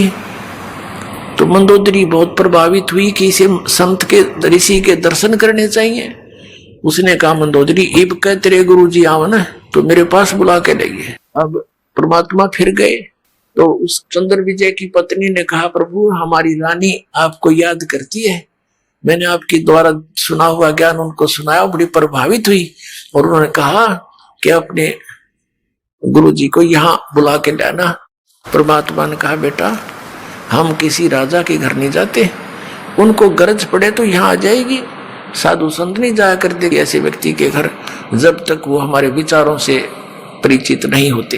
अब वो कर्मवती फंस गई धर्म संकट में कि यदि मेरे गुरुजी नहीं गए तो वह हमने सजा दिवा दे मनमाना मंदोदरी। परमात्मा अंतर्यामी जान गए। अब बेटी तो बहुत दुखी होगी।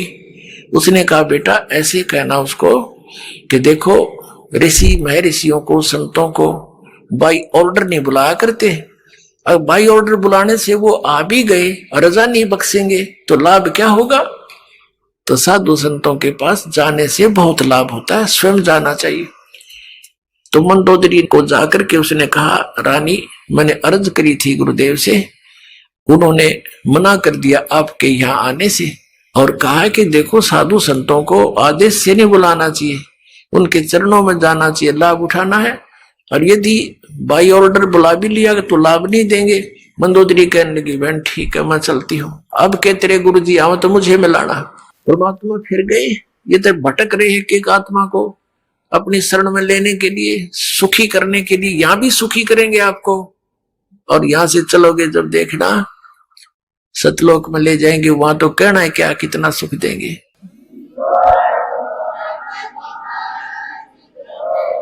अब क्या हुआ मंदोदरी चली गई, परमात्मा के दर्शन किए, देखते ही आत्मा खिंच गई। पुण्यात्मा थी, पिछली संस्कारी थी, परमात्मा की बच्ची, बहुत ज्यादा प्रभावित हुई मालिक के वचनों से और कहा परमेश्वर मुझे नाम दे दो। परमात्मा ने दीक्षा दी थी। अब मंदोदरी ने जो ज्ञान सुना था उसने चाहा कि अपने पति को समझा दूं, जो नरे बकरे खावे, नरे झोटे खावे, मांस खावे, दारू पीवे और भगत कवावे ब्राह्मण, इसने तो कर्म बिगाड़ दिए। क्यों? ज्ञान से ज्ञान हुआ, भगवान के तत्व ज्ञान से। तो मंदोदरी ने चेष्टा की समझाने की अपने पति रावण को कि आप जो साधना कर रहे हो ये तमोगुण भगवान शिव हैं, ये पूर्ण परमात्मा नहीं है। अब वो इस बात से दुखी हो गया कि मंदोदरी तू ऐसी बातें मत कर, मैंने भगवान शंकर के यहां से शीश काट कर चढ़ा दिए, इन्होंने मेरा वापस शीश दे दिया और मेरे को कितना धन दे दिया, सिद्धि दे दी, मेरे को 1 लाख पुत्र वर दे दिए और मेरा पुत्र मेघनाद ऐसा है ऊपर चला गया, इंद्र को भी जीत लिया, हर मैं एक भिखारी के आगे हाथ जोड़ूंगा जाके। मंदोदरी ने बहुत समझाया कि रावण गलत बोल रहे हो आपने इस संत की महिमा से अपरिचित नहीं हो, इस कर कैसे बोल रहे हो। तो आखिर में रावण ने ये कह दिया कि मेरे को आगे से ये मत कहना, मैं तुझे मना नहीं करता, तू कितना दान कर, धर्म कर, किसी गुरु से उपदेश रख। अब कहते हैं लड़की अपने पति को हमेशा जीवित देखना चाहती है। उधर से क्या हुआ कि कुछ दिनों के बाद जैसे विष्णु अवतार श्री रामचंद्र जी राजा दशरथ के गर्दन में थे, विवाह हुआ सीता जी के साथ। विवाह होने के कुछ समय उपरांत उनका वनवास हुआ, वो वन में अपना समय व्यतीत कर रहे थे, वहां से सीता जी का अपहरण कर ले गया रावण। अब परमात्मा ने, कबीर परमेश्वर जी यानी मुनिंदर जी ने मंदोदरी को समझाया, बेटी इसने तो अपनी सात मोल ले ली, इसने अपना जो ना मौत ले आई वो अपनी, और कह दे इसको, इसने भाई इज्जत वापस दे दे इसको, सिंपल वो मैं ना समझे, ये देवी है और देवी को सताना महापाप है, इसको वापस पहुंचा दे, इसकी इसी में खैर है। औरत वैसे ही देख कर राजी नहीं होती किसी दूसरी औरत को। फिर भी उसने जब ये पता चला कि मेरे पति की जान संकट में आवेगी, क्योंकि संत जो कहते वो सत मानती थी, ये महापुरुष हैं, झूठ नहीं बोलते, इन्हें क्या लेना देना है, ये कोई रामचंद्र से मिले नहीं या किसी और को जानते नहीं, सिर्फ सच्चाई बता रहे हैं। वह बहुत प्रभावित हुई, रावण को समझाने की बहुत चेष्टा की तो नहीं माना। कुछ दिनों के बाद क्या होता है, बीच में एक प्रकरण रह गया। अब रावण तो सुने नहीं था, और यू ज्ञान ऐसा है आदमी हजम कर नहीं सकता अकेला। जो यू ज्ञान आपको सुनेगा, दास बता रहा, भगवान का दिया हुआ कबीर साहब का, तो उसकी ये नीयत रहती है बताऊं जरूर किसी से, चाहे को सुने चाहे ना सुना। तो रावण ने सुनना बंद कर दिया। उसका देवर था विभीषण, मंदोदरी उसको लगी समझाने। पहले तो दोनों भाई बैठे थे, रावण को समझावा थी, रावण नहीं माना तो विभीषण कहने लगा, मुझे बता तू ये बात, मन तो बहुत अच्छी लगे, ये आपकी पहली बार सुन रहा हूं, लेकिन फिर भी हृदय में समाती है। तो मंदोदरी ने उनको खूब समझाया। फिर कहा कि अब क्या बने, कि दीक्षा ले, अब नाम ले गुरु जी से, कि चल नाम दिलवा मेरे को। मंदोदरी अपने देवर को लेगी और नाम दिलवाया परमात्मा थे। अब उस ज्ञान से वो विभीषण भी परिपूर्ण हो गया। अब क्या होता है, रावण नहीं मान रहा था, सीता को लौटाने को नहीं राजी हो रहा था। मंदोदरी ने बहुत कुछ समझा लिया था, उधर विभीषण ने भी उसको बहुत कुछ समझाया, रावण तेरे घर में कितनी अच्छी औरत है, और फिर भी तू बकवाद की तरफ चल रहा, क्यों भाई भाई को कह सकता है जब उसकी कोई संकट आपत्ति उसके सामने दिखाई देती है। नहीं तो रावण को कौन बोला, वो तो अहंकारी आदमी था, एक मिनट में तलवार गर्दन पर जाती थी उसकी, कोई उसके नो कर दे किसी बात न था। रावण नहीं माना, रावण कहने लगा तू कायर है और तेरे बस की बात नहीं बैठ जाएगी। अब मंदोदरी ने देखा कि ये नहीं मानेगा, ये मरेगा और मैं विधवा हो जाऊंगी। अपने गुरुजी से प्रार्थना की, भगवान आप दया कर दो, कभी समझा दो, एक बार मान जाते वो तो आपकी बात को। परमात्मा ने कहा बेटा ये नहीं मानने वाला, इसके अंदर वो गुण नहीं है। तो मंदोदरी ने कहा भगवान एक बार आप उनको समझाने की चेष्टा करो दाता, और यदि वो नहीं मानेगा तो मैं अपने आप को आज से विधवा मान लूंगी, मन दुख नहीं आओगा परमात्मा इसके मरने का। तो परमात्मा ने सोची या बूढ़ी बेटी, अब ये जुगाड़ जोड़ रखे काल ने हमारे, कितना नालायक एक नंबर का दुष्ट व्यक्ति हो रावण। कहते 100 झोटिया का मांस तो एक दिन पक्या करता उसके लिए, और 100 मटके दारू के पिया करता एक कब। अपने आत्मा में ये बात हमारे दच्चे नहीं, क्योंकि 100 झोटिया का मांस एक आदमी के ऊपर खावे, क्योंकि हम उनके शरीरों से परिचित नहीं, उनकी हाइट से परिचित नहीं, उनके आहार से परिचित नहीं। ये तो हमने देखे 61वां वर्ष चल रहा दास का, जब हम छोटे छोटे थे से टुकड़े टुकड़े आदमी देखे, और नो क्या करते यो 32 लड्डू खा जाता है, एक 32 आदमी खाओ 32 लड्डुआन आज के दिन, और उनके बद हजमी हो जाए, और एक एक धड़ी खीर खा जाया करते ये ब्राह्मण हमने देखे, यानी 5-5 किलो हरी वे कटोरी ना उठे। तो इस बात से भूल जाओ। तो कहने का भाव यह हम उस सती बातें कितने कुक्रम कर डेली, उसका बुद्धि में कहा आ ये बातें। तो परमात्मा ने सोचा या बेटी इसका बंदगी या इसकी कमजोरी इसको मारेगी। तो परमात्मा ने कहा ठीक है बेटी मैं जाता हूं, एक दिन कोशिश करूंगा तेरी श्रद्धा ना टूट जाए भगवान। तो इसलिए अब रावण की सभा लगी हुई थी, और जिस समय उसकी मीटिंग होती थी स्ट्रिक्ट ऑर्डर होता था कि बाहर से चिड़िया भी नहीं आ जाए अंदर। उस समय परमात्मा वहां जाकर प्रकट हो गए, पहरेदारों के पास खड़े हुए, कहा भी राजा को संदेशा दो कि ऋषि मुनिंदर आए हैं, वो आपसे मिलना चाहते हैं। कुछ आपको शिक्षा देना चाहते। अब वो कहने लगे पहरेदार महाराज जी हमें बख्शो, इधर आज कोई जा नहीं सकता, अंदर का आदेश बाहर जा सकता है, बाहर का आदेश भी हम अंदर देने नहीं जा सकते। हमारा राजा बहुत खतरनाक है, गर्दन काट देगा।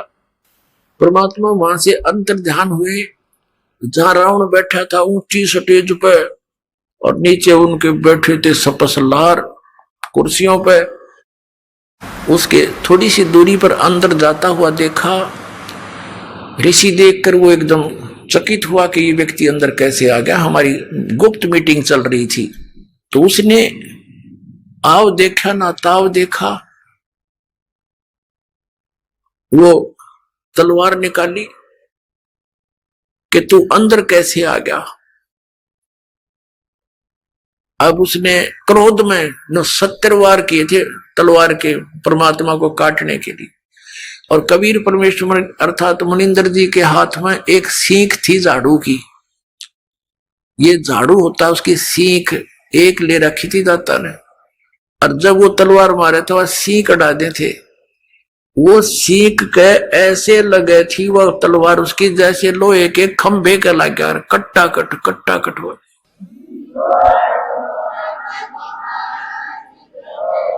जब रावण के पसीने आ लिए, जब वो थक के खड़ा हो गया, कहने लगा तू अंदर कैसे आ गया। परमात्मा बोले तेरे ब्याह सीख तक कटी नहीं, तू मुझे मारेगा। रावण बोला उनको बुलाओ पहरेदारों को, उनको कत्ल करूंगा। परमात्मा बोले उनका दोष नहीं है, उन्होंने तो मुझे मना कर दिया था संदेश भी देने के लिए।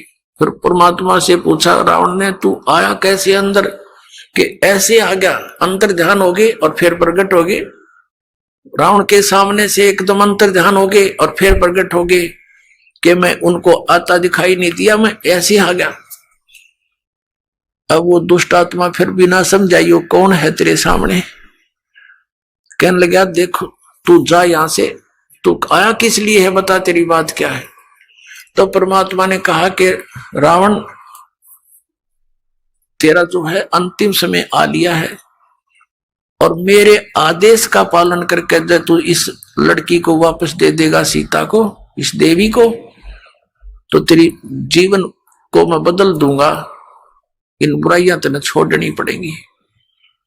वो कहने लगा तेरे जैसे शिक्षक मेरे पास बहुत आ लिए, मैं शिक्षा बिना नहीं हूं, मैं खुद ब्राह्मण हूं, विद्वान पुरुष हूं, और तू एक भिखारी ऋषि, मुझे क्या शिक्षा देता, मैं तेरी बात न मानू कौन।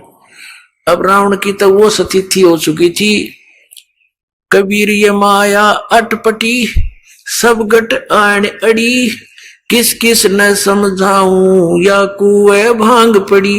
एक बूढ़ा व्यक्ति शराब पिए खड़ा था और नो अल्लाह उसका डोगा गिर गया जमीन पे, वो डंडा ले रखा था, वो गिर गया। एक जेंटलमैन आया, वो कहने लगा बुजुर्ग ताऊ जी तो यह शराब क्यों पिया करो आप, देख सारा शरीर कांप रहा आपका, और डोगा भी ना उठता। नो बोला रे डोगा दे दे, तो कहने लगा शराब ना पिया करे। नो बोला रे शिक्षा बिना ना रह रहा तो न देना होता, दे डोगा ना जा तू अपना काम कर। नो बोला तेरे प्रवचनों बिना कच्चा ना रह रहा, तेरे कैसे बहुत मिल रही है, मैंने ये बात कहनी है, दारू ना पिया करे, नहीं डोगा पकड़ाना हो तो उठा देना, चल तू अपना काम कर। तो रावण ने तो भाई इतनी पी रखी थी इस काल की भांग। परमात्मा से कहा कि तेरी बात मानू ना कति, तू जा चाहे मत जा। किन्नों देख लिया मारे तो मरता ना, सारे कुकर्म करके देख लिए और फिर भी नूना माना, ये कौन है। तो परमात्मा कहते हैं आपको इस काल ने अंधा कर दिया, इस झूठे सुख को सुख है ये मान रहा मनमोद, ये सकल जबीना काल का कुछ मुख में कुछ गोद। और उस मीटिंग में विभीषण भी उपस्थित था। परमात्मा आगे वहां से चले गए। शाम के समय विभीषण घर पे आया, अपनी भाभी से कहा कि आज तो गुरुजी को मार दिया होता भाई ने। तो मंदोदरी कहने लगी ये इस संकट में मैंने ही गुरुदेव को डाल दिया नालायक ने, और मेरी प्रार्थना पर वहां गए हैं।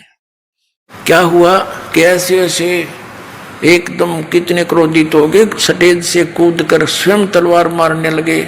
गुरुजी के हाथ में एक सीख थी, वह सीख भी ना कटी।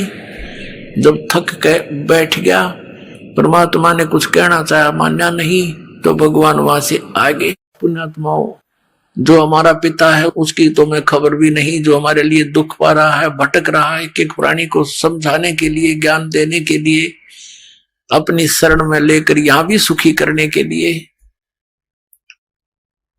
और हम उनको पूज रहे हैं जो हमें ना सुख दे सकते ना दुख दे सकते, क्योंकि देवता है ये ब्रह्मा विष्णु महेश, ये हमारे प्रारब्ध को परिवर्तित भी नहीं कर सकते और ये दुख दे नहीं सकते, क्योंकि ये देवता है, अच्छी आत्माएं हैं।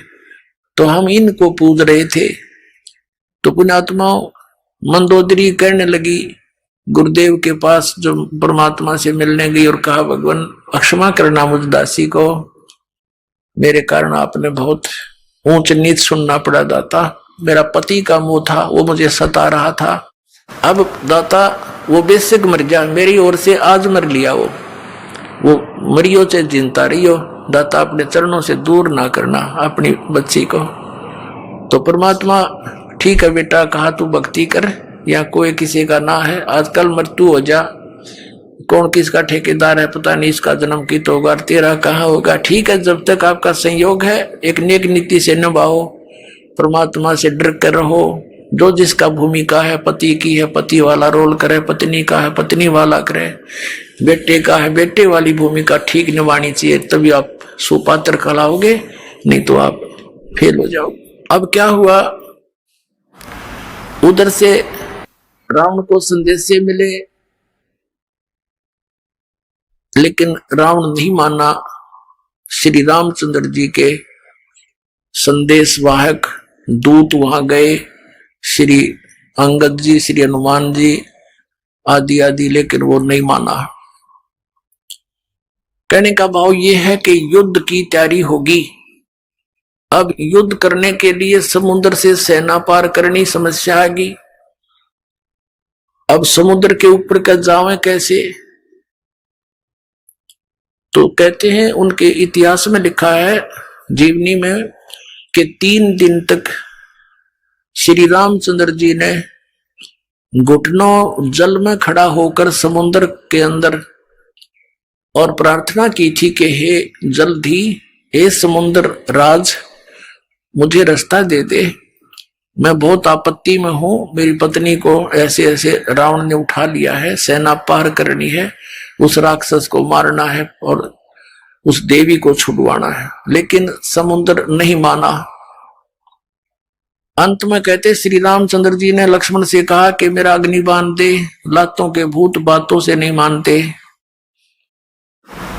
लक्ष्मण ने अग्निबाण दे दिया उठा के।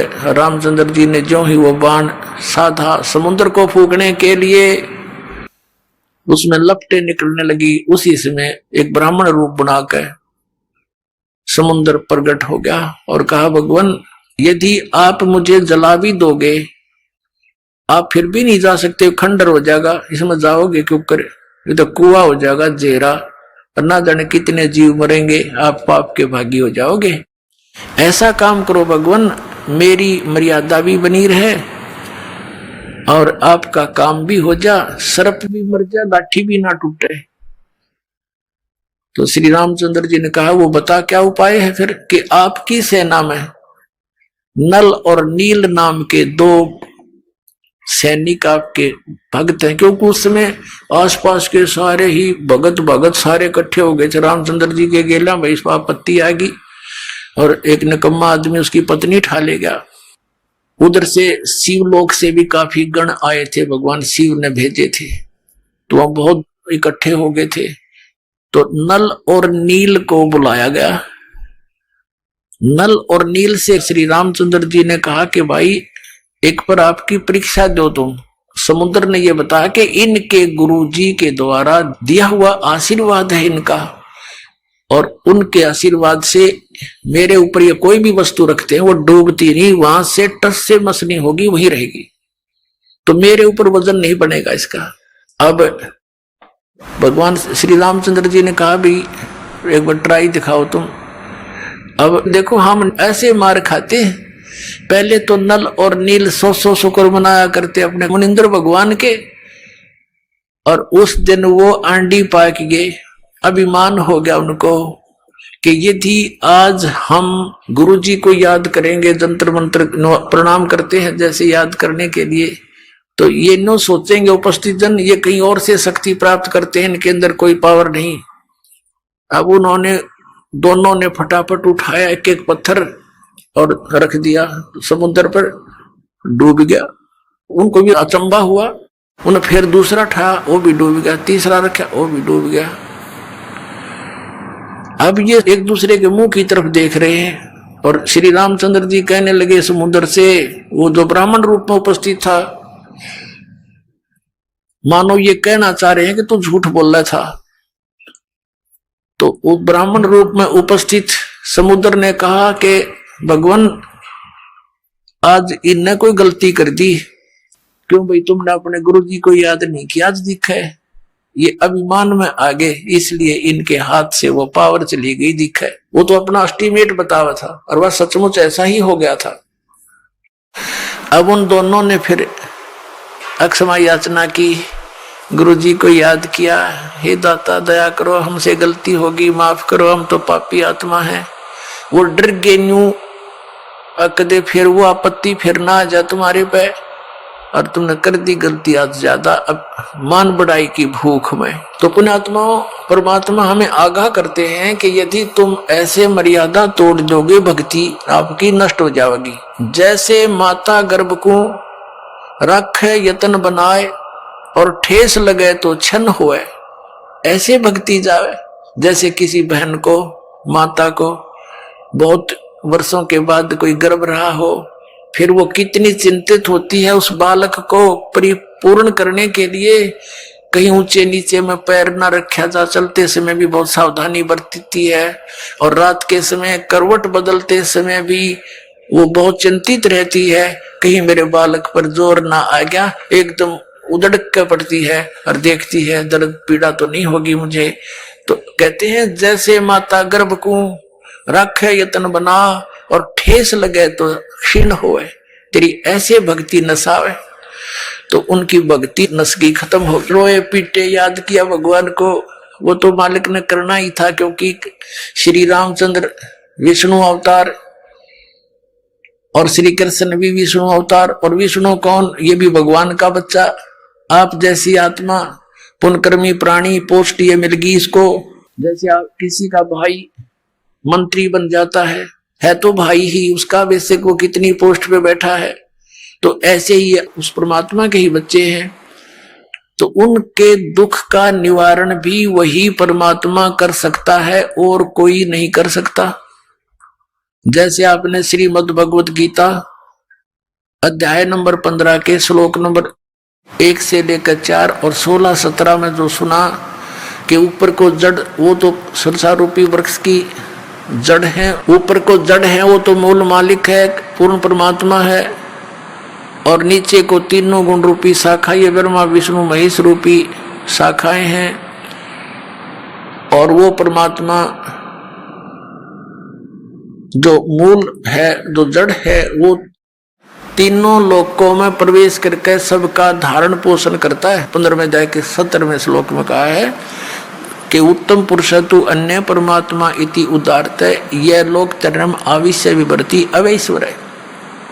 वो मूल मालिक जो है, जो सारे संसार रूपी वृक्ष की जड़ है, मूल है, वहां से सबको आहार मिलता है। तो वो सबका धारण पोषण, यानी जिसकी जिस स्थिति की कोई संकट है, और वो परमात्मा ही उसका निवारण करता है। अपनात्माओं, ये बहुत लंबा इतिहास है, कई दिनों में आपका समझ में आओगा।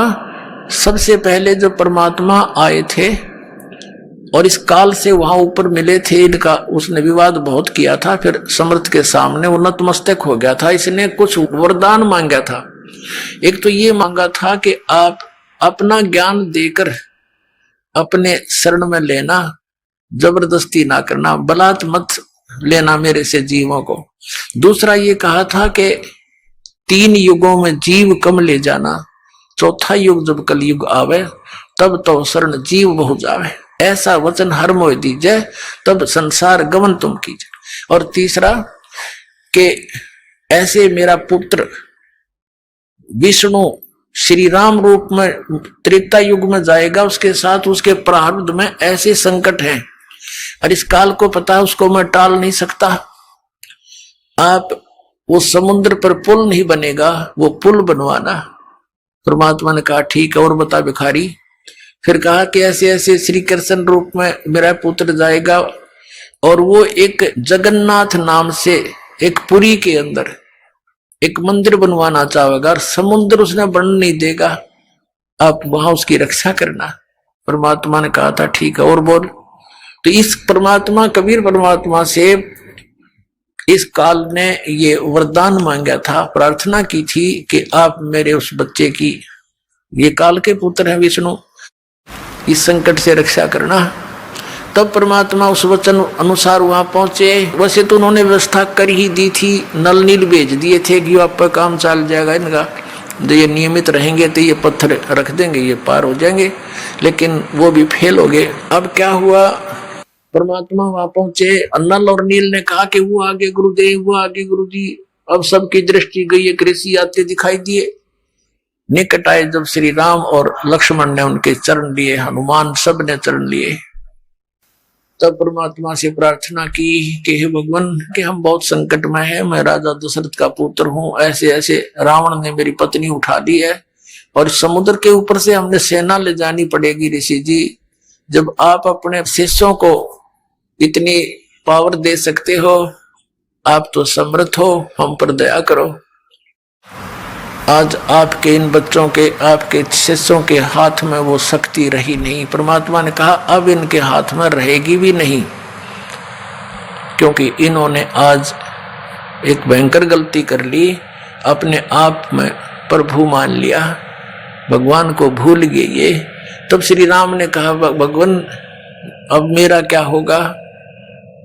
तब परमात्मा ने कहा कि ठीक है, करता हूं व्यवस्था। एक डंडी ले रखी थी परमात्मा ने, डोगा सोटी, कहा कि मैं ये रेखा लगाता जाऊंगा इस पहाड़ के चारों ओर, एक रेखा खींचूंगा, इसके बीच बीच के पत्थर बिल्कुल हल्के हो जाएंगे, जहां रखोगे वही रखे रहेंगे, पानी में डूबेंगे नहीं, कितना वजन रख लेना। अब परमात्मा ने क्या किया, एक सोटी लेकर उस एक बहुत बड़े पर्वत के चारों ओर से घुमा दी, जो उसके निकट ही था, और परमात्मा ने कहा कि उठाओ पत्थर और प्रयोग करो।